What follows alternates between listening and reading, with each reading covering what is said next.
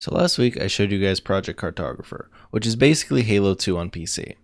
Today I'm going to show you guys Halo Online, or El Dorito, whatever you want to call it, which is as close to the Halo 3 experience that you can currently get on PC.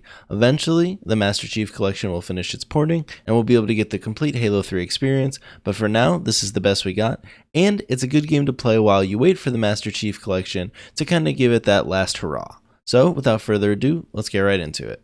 So this is Halo Online. I'm not going to get into the full backstory of the whole game because that would take a ton of time, and if I'm honest with you, I'm not completely knowledgeable on what happened. But the gist of it is basically that Halo Online was originally a free-to-play title that was being developed for the Russian market, but the game was cancelled before it was fully released. Since then, the modders have taken that game and turned it into El Dorito, which is what we have today. I don't fully understand what to call it, but we have this version that you can play on community-hosted servers that was developed by the El Dorito mod team, or whatever you want to call it. Someone can correct me if I'm wrong, but my understanding is it kind of runs on like a modified Halo 4 engine, but has a lot of the assets from Halo 3 and a lot of the maps from Halo 3. One big difference being that the game is hit scan instead of projectile like the battle rifle and stuff were in Halo 3. So let's get into some games. As some of you may know, Microsoft did kind of try to smite this down a year or so ago when they basically issued a statement saying that the El Dorito crew was no longer allowed to work on it.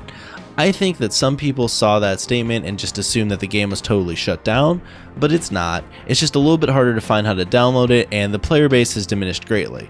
As you can see though, there are still players in the game, and you can still play a lot of different game modes, like if you want to play free-for-all SWAT, Big Team Slayer, regular Slayer, and then there's always the mini games up at the top. Those are the favorite of people that play this game. Personally, I don't play a ton of mini games, but what we're going to jump into first is maybe some Team SWAT, and then we'll kind of go from there. Okay, before we get into a game, I just want to show you guys this real quick. Halo Online has a handful of the Halo 3 maps, and then it also has a couple maps that were developed specifically for Halo Online, and then there's also a ton of different maps that people have created, whether it was by modding or kind of by Forge, and I'll hopefully show you guys a couple of those. But as you can see, here's just the map list that comes default with Halo Online, and then we'll go from there. So let's get into a game. Alright, so I'm going to show you guys some Team SWAT. So like I was saying, this is a user-created version of Blackout in Halo Online. Obviously, you can tell that it doesn't really look exactly like Blackout did, but it has the same layout that Blackout did, so it kind of plays just like it would. It just looks a little different.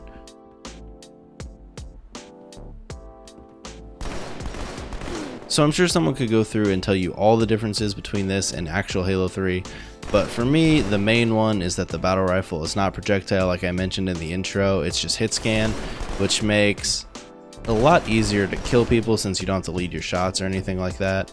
And I don't know, for me I don't mind that, but I think some people really liked how the Halo 3 BR was projectile, although I will say a lot of the maps were created with that in mind, so sometimes you kind of get lasered cross map, even though you really probably wouldn't have been lasered across map like that in actual Halo 3.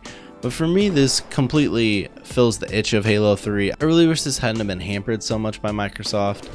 If you guys were around when this game released I think it was the 0.6 release or whatever release it was, that doesn't really matter. They got up to 7,000 or 8,000 concurrent players, and it was crazy. I got on during that week or so that it was like that, or maybe it wasn't even a full week, but the few nights that I got on when we were in that mode, it was crazy. You could play every game mode you wanted. The servers were just absolutely popping, and it's kind of sad now to get on and see less than 100 people on, but I mean, it is what it is. Microsoft can't just let people do whatever they want with their can't let people do whatever they want with their IP.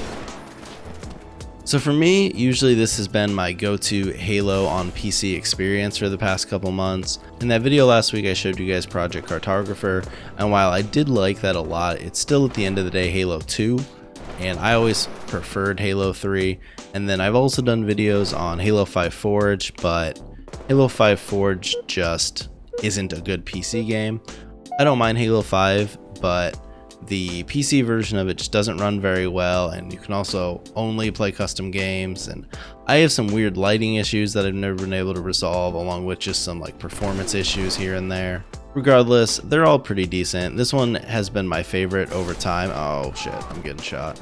So one cool thing the developers were able to do is kind of bring in weapons that weren't necessarily in Halo 3. So there's a ton of different weapon variants for different things on different servers, like extra damage, extra accuracy, extra fire rate, all that sorts of stuff, along with, like you could just see right there, you can just spawn with the DMR, which I think is a cool touch. It totally depends on the server that you hop on, what weapons they have and what settings they have, because some of the servers have like sprint they can enable, most of them don't.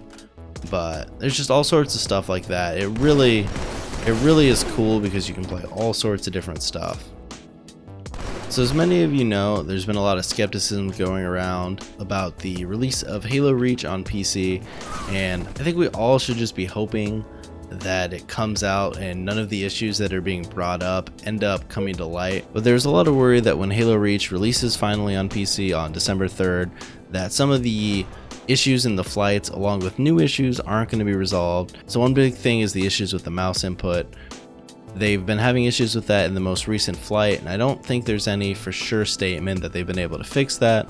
Along with now they've locked the FPS at 60, which some people are going around saying isn't a big deal, but I would totally disagree. For a competitive PC shooter, having it locked at 60 FPS just doesn't work. Your true Halo fans are probably going to put up with that.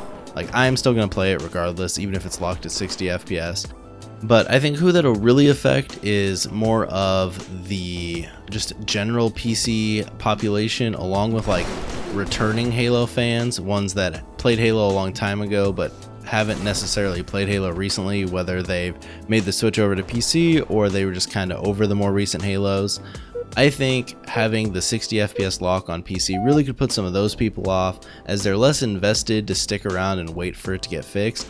I think if they come and check it out on launch day and the FPS is locked at 60, mouse input's messed up, we don't have Forge, there's a good chance that those people play the launch day, maybe a day or two after, and just kind of get tired of it and leave and never come back. And I think that's honestly an issue that even Halo 5 had when they launched without all those features, and we really could be looking at something similar again. Obviously, I'm hoping that none of that happens. I'm hoping they just release the game and it works like it should, but pretty much at this point we just have to wait and see. Alright, so I think that's enough of SWAT. Let's hop over to another server and we'll kind of play a different game mode for a little bit, and yeah. Alright, so here is a gun game server. So this is obviously a game mode that we've never really had in Halo, but I've always enjoyed gun game in every game that it's in, so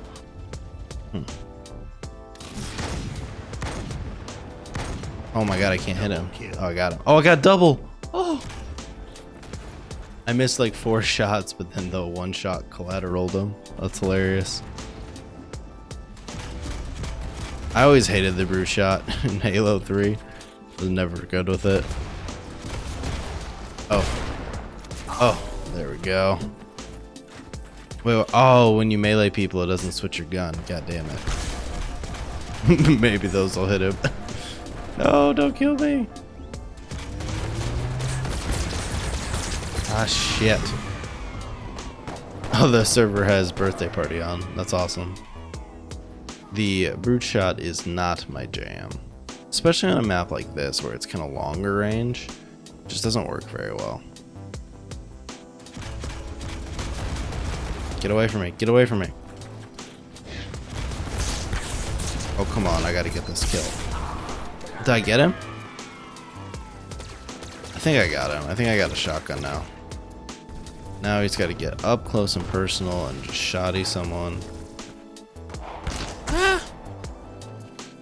He's got an OP pistol. I'm sneaking up on him. He'll never... Oh my god, he ninja'd me. I gotta go, guys.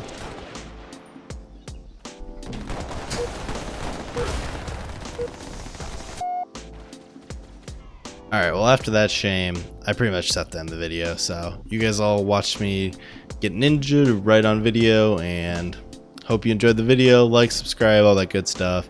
You can follow me on Twitch, Twitter, join the Discord. It'll all be in the description. I hope you guys enjoyed this Halo Online video. Let me know if there's any types of videos you want to see in the future, and I'll see you guys next time.